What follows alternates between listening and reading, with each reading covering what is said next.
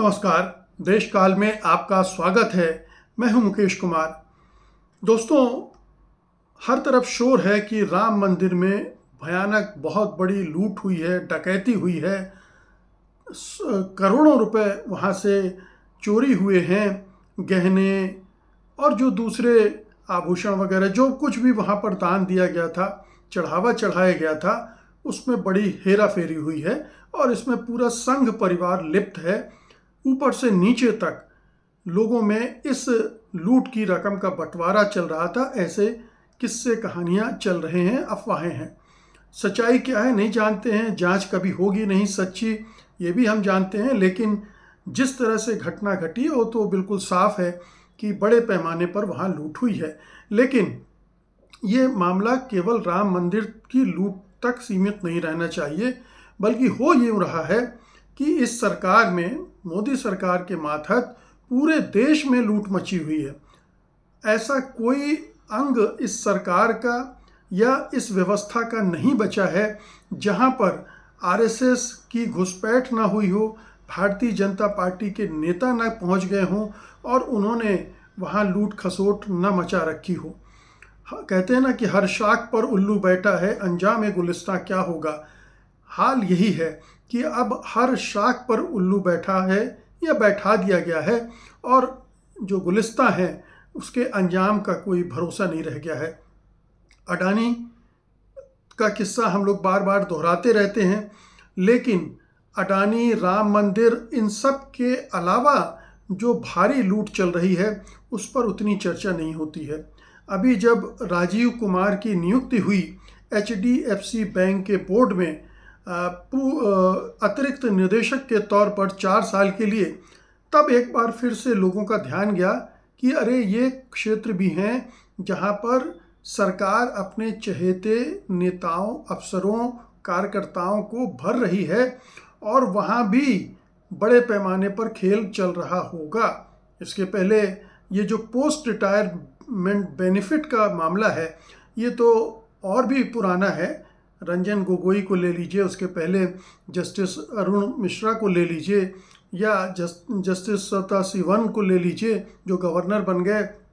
ये सब तो है ही, लेकिन बड़े पैमाने पर नियुक्तियां हुई हैं पब्लिक सेक्टर अंडरटेकिंग्स में, प्राइवेट क्षेत्र में भी हुई हैं, एकेडमिया में बड़े पैमाने पर भरे गए हैं लोग, और ये सारी रिपोर्ट्स बीच बीच पे सामने आती रही हैं।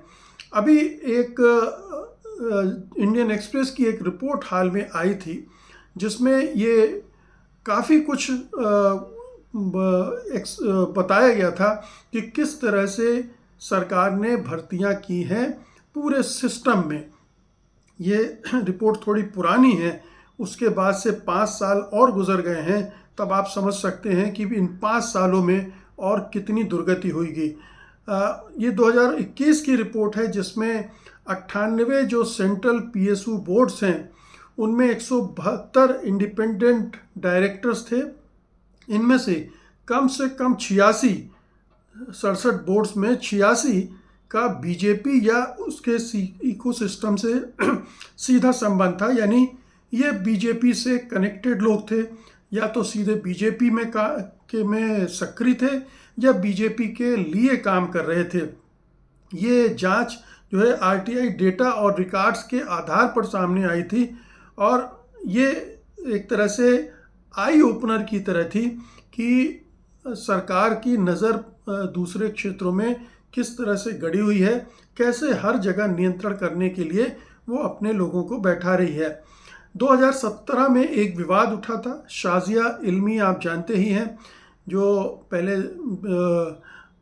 एक चैनल में एंकर थी, उसके बाद उन्होंने आम आदमी पार्टी ज्वाइन की, फिर पाला बदल के वो बीजेपी में गई और फिर बीजेपी से उन्हें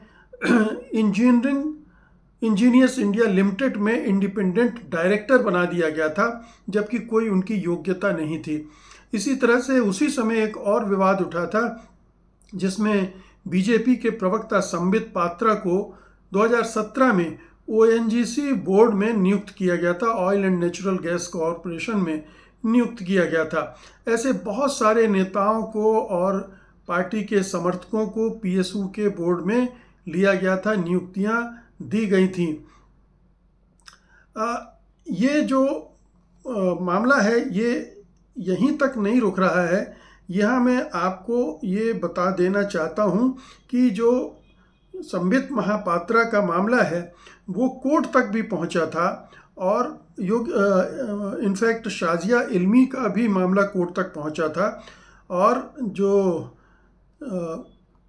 हमारे संबित महापात्रा साहब हैं उनकी जो सालाना वेतन फिक्स किया गया था वो करीब 26-27 लाख रुपए था, यानी हर महीने 2-2.5 लाख से ज़्यादा का धन उनको उससे मिल रहा था। और ये तब मिल रहा था जब वो बाकी के काम भी पार्टी के कर रहे थे। ये फुल टाइम वहाँ जाकर काम करने वाले नहीं थे, इनको एक तरह से ये पुरस्कृत किया गया था, उनको वहाँ पर बैठा दिया गया था। तो ये सिलसिला माफ़ कीजिएगा 27 से 30 लाख रुपए थे, और नॉन ऑफिशियल इंडिपेंडेंट डायरेक्टर बने थे ये। और फिर दिल्ली हाई कोर्ट में और सुप्रीम कोर्ट में इसके खिलाफ PIL दायर हुई थी, और फिर जो सुप्रीम कोर्ट में होता है वो हम सब जानते हैं। इन सब चीज़ों का कुछ हश्र वहीं जाकर ख़त्म होता है जो सरकार के हित में होता है।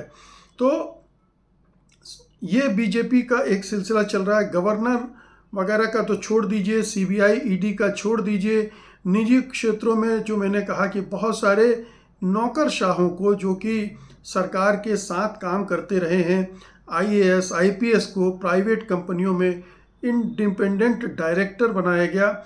ये 2021 की जो इंडियन एक्सप्रेस की रिपोर्ट है वो बताती है कि 225 से ज़्यादा रिटायर्ड सेंट्रल अधिकारी प्राइवेट लिस्टेड कंपनियों में रखे गए। इसके अलावा विश्वविद्यालयों और शैक्षणिक संस्थानों में तो भरमार ही कर दी गई। वाइस चांसलर के लेवल पे तो सीधे RSS से रिकमेंडेशन चाहिए होती है, उसकी नियुक्ति वैसे हो ही नहीं सकती है। और जो professor, assistant professor, associate professor और दूसरी तरह की जो नियुक्तियां होती हैं उनमें भी RSS और BJP का ही बोलबाला रहता है। इसलिए तमाम विश्वविद्यालयों में ये कचरा भर गया है, कूड़ा भर गया है। मैं इसलिए कह रहा हूँ कि ये अयोग्य लोग हैं, ये प्रतिभाशाली लोग नहीं हैं। मैं ये यहाँ पर एक तरह का डिस्क्लेमर देना चाहता हूँ, क्लैरिफिकेशन देना चाहता हूँ कि ये जो नियुक्तियाँ इस तरह की होती हैं, राजनीतिक नियुक्तियाँ, ये पिछली सरकारों के दौरान भी होती थी, कांग्रेस के दौरान भी होती थी, लेकिन तब ये भी देखा जाता था कि वो उस पद के लायक है भी कि नहीं। यानी आप सरकार की आइडियोलॉजी, सरकार के कामकाज के साथ सहमति रखते हैं, ये तो शर्त थी, लेकिन इससे बड़ी शर्त ये थी कि आप उस पद की जिम्मेदारी को संभालने योग्य हैं या नहीं। तो वहाँ उन सरकारों में इस बात का ध्यान रखा जाता था अपने लोगों को भरने और बैठाने के समय। ये जो पूरा बांध है ये टूट गया 2014 के बाद, और इस बांध के टूटने की सबसे बड़ी वजह तो ये है कि 70-75 साल से इंतज़ार चल रहा था कि कब हमें सत्ता मिले, कब हम सत्ता की मलाई खाएं। तो ये एक तरह से बहुत भूखे, कई दिनों का भूखा आदमी जिस तरह से भोजन पर टूट पड़ता है, लगभग वही हालत थी कि ये जो संघ के प्रचारक, स्वयंसेवक सादगी का लबादा ओढ़े घूमते थे कि देखिए हम कितना सादा जीवन जीते हैं, हम तो किसी के घर में खाना खा लेते हैं, कहीं ठहर जाते हैं, ना हमारी कोई तनख्वाह है, ना हमारा कोई घर परिवार है। अचानक जब सत्ता हाथ में आ गई और सत्ता का खेल खेलने का मौका मिला और सत्ता की मौज लेने का मौका मिला, तो वो भूखों की तरह टूट पड़े और उन्होंने ये एक तरह से पूरे सिस्टम पर कब्जा कर लिया। और बहुत ही सिस्टमेटिक ढंग से मैं कहूँगा कि ये कब्जा अचानक नहीं हुआ है। जब से बीजेपी की घुसपैठ सत्ता में होनी शुरू हुई है, तभी से वो इस तरह की नियुक्तियां करती रही है। 1967 में जब संवित सरकारें बनी थी, कई राज्यों में बीजेपी उनमें शामिल थी, तब से उसने सिस्टम में अपने लोगों को भरना शुरू किया। फिर इमरजेंसी के बाद जब जनता पार्टी की सरकार बनी, राज्यों में भी जनता पार्टी की सरकारें बनी, उस समय भी बीजेपी का एकमात्र ध्येय ये होता था कि जहाँ जहाँ हो सके अपने लोग फिट कर दो ताकि भविष्य में काम आएंगे।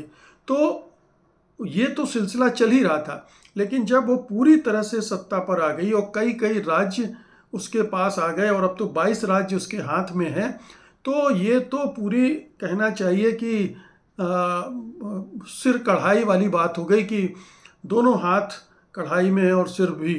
तो लूटने और खाने पीने का भरपूर मौका सबको मिल गया।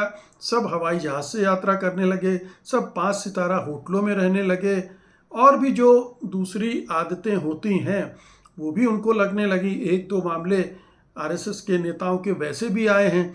तो ये सब होने लगा। दूसरी दिक्कत संघ परिवार के साथ ये रही है कि संघ परिवार के पास कभी टैलेंट नहीं रहा। वो अधकचरे लोगों का संगठन है जिनकी ना इतिहास दृष्टि है, ना भविष्य की दृष्टि है, ना वो डेवलपमेंट को समझते हैं, ना इकोनॉमी को समझते हैं। उनको बस एक ही चीज़ आती है, हिंदू मुसलमान, नफ़रत और हिंसा, दंगे फसाद।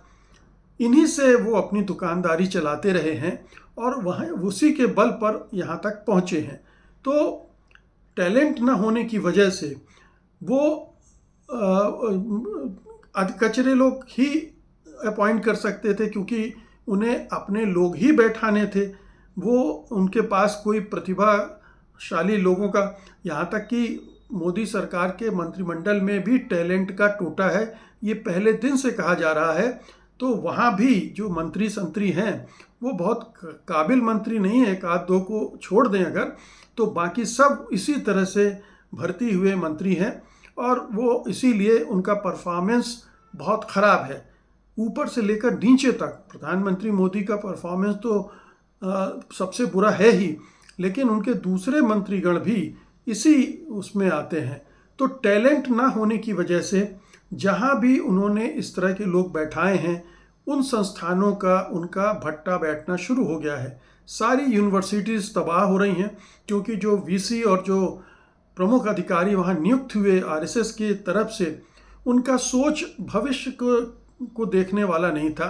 तो रिसर्च भी गाय गोबर गोमूत्र पर होने लगी और तमाम तरह की जो पुरानी चीज़ें हैं उनको उठा उठा के पढ़ाया जाने लगा। नारद जी को पत्रकारिता का पितामह बना दिया गया। माखनलाल चतुर्वेदी यूनिवर्सिटी में जो पत्रकारिता का एक प्रतिष्ठित संस्थान है, Indian institute of mass communication, वहाँ गाय के बारे में बात होने लगी, यज्ञ और हवन पूजन होने लगे। तो ये तमाम चीज़ें होने लगी तमाम यूनिवर्सिटीज़ में, जिससे वहाँ की एजुकेशन का स्तर भी लगातार गिरता चला गया। तो ये पूरे सिस्टम में, पूरी व्यवस्था में ये गिरावट आप जो देख रहे हैं वो इसी वजह से है कि नॉन परफॉर्मिंग एसेट्स हर जगह बैठा हुआ है और उसको सिर्फ माल काटने से मतलब है। अपने भाई भतीजों, दोस्तों, संघियों, संघ के समर्थकों को भरने की चिंता है और मिल बांट कर खाने की चिंता है। यही राम मंदिर के साथ हुआ, क्योंकि चंपत राय हों या कोई और, उनको इस तरह के प्रबंधन की कोई अनुभव तो था नहीं, अनुभव नहीं था, इसलिए गड़बड़ियाँ होने की शंका पहले से थी। लेकिन प्रतिभा के अलावा यहाँ भूखमरी भी थी। इतना दान चढ़ावा आ रहा है, अब उस पर नज़र खराब होना लाजमी है। अगर कोई निगरानी न रखे तो उसमें से कुछ धन पार करते रहो, और वही राम मंदिर में हो रहा है। तो राम मंदिर तो एक पूरी व्यवस्था में जो सड़ान पैदा हुई है, जो करप्शन पैदा हुआ है, उसका एक खुला प्रमाण हमारे सामने है। लेकिन ये सड़ांध, ये करप्शन आपको पूरे हिंदुस्तान में मिलेगा, पूरे सिस्टम में मिलेगा। और अगर आप अंतर्राष्ट्रीय मानकों पर देखें कि भारत में करप्शन लेवल 2014 के बाद घटा या बढ़ा है, तो आपको समझ में आ जाएगा कि किस पैमाने पर ये बढ़ा हुआ है। इसको छिपाया गया है। न खाऊंगा न खाने दूंगा कि एक जुमले के पीछे खाने और खिलाने का ज़बरदस्त एक निरंतर आयोजन चल रहा है, पंगत लगी हुई है और संघी बैठ बैठकर 56 भोग खा रहे हैं। ये एक पूरा लूट खसोट पूरे हिंदुस्तान को लूटा जा रहा है। इस राष्ट्रीय स्वयंसेवक संघ परिवार ये अंग्रेजों के भक्त ऐसे ही नहीं थे, ये अंग्रेजों के भक्त थे, अंग्रेजों की गुलामी इन्हें पसंद थी और ये अंग्रेज़ों को कॉपी कर रहे हैं, अंग्रेज़ों की तर्ज पर इस देश को हाँक रहे हैं और यही हमें दिख रहा है हर जगह। तो कहने का मतलब ये है कि जो गंदगी इस सिस्टम में आरएसएस ने इतने सालों में पैदा कर दी है, बीजेपी सरकार ने, मोदी सरकार ने पैदा करती है, ये अब इस हिंदुस्तान को अगले 30-40 साल तक और भी नीचे ले जाएगा। आगे बढ़ने की तो कोई संभावना ही नहीं है, विकास की कोई गुंजाइश ही नहीं बचाई है, क्योंकि जब तक ये कूड़ा हर जगह बैठा रहेगा, जब तक ये उल्लू हर शाख पर बैठे रहेंगे, तब तक यहाँ सुबह नहीं होने वाली है। ये अंधेरा और बढ़ता ही जाएगा। कहा भी जा रहा है कि ये हिंदुस्तान का एक डीप डार्क एज है जो 2014 से शुरू हुआ है और पता नहीं कब तक चलेगा। अगर चुनाव प्रणाली पर कब्जा है तो चुनाव भी तो अब मोदी जी की मर्जी से ही उनके परिणाम आएंगे। तो इसलिए ये खतरा अब बहुत बढ़ता चला जा रहा है और ये सिलसिला रुका नहीं है। घटिया नियुक्तियों का, संघीय नियुक्तियों का ये चल ही रहा है। तो जो भी थोड़ा बहुत हिस्सा बचा है, जब तक ये रहेंगे तब तक दीमक की तरह ये इसे भी चाट जाएंगे। बहुत बहुत शुक्रिया आपका, धन्यवाद, नमस्कार।